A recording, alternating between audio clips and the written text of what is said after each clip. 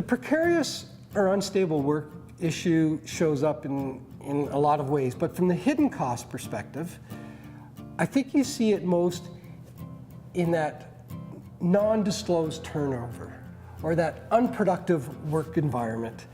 The good people leave. They leave quietly usually. When it's really an unsettling environment, you get your 2 weeks notice or 1 week notice. When it's a settled environment, that's when I find I get 4 weeks or 6 weeks or 2 months notice, and I can handle the turnover. The other place that we see is you don't have the word of mouth on recruiting good employees.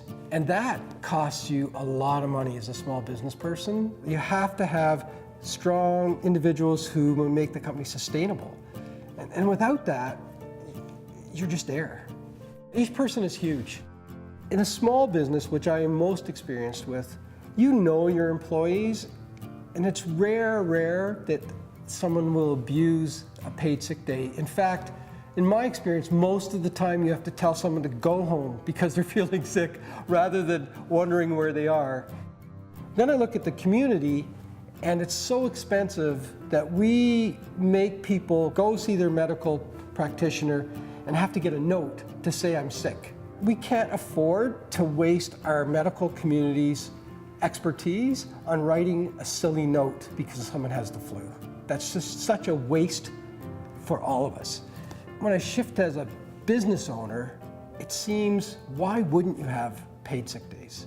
If an employee is a manual laborer, the thought of them making a mistake around machinery or making a mistake and they just slip because they're not feeling so great, or maybe they're a little dizzy, or they have the flu, the workers' compensation cost to me is almost more than their entire year's salary.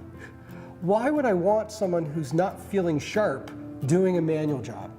And then I turn to the knowledge worker, which most of our company is involved with IT or marketing or sales.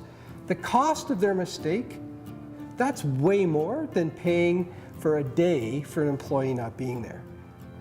But more importantly, is that when employees feel that when they're at work, they can engage into what they're doing and they can just enjoy it, it just makes a big difference to me.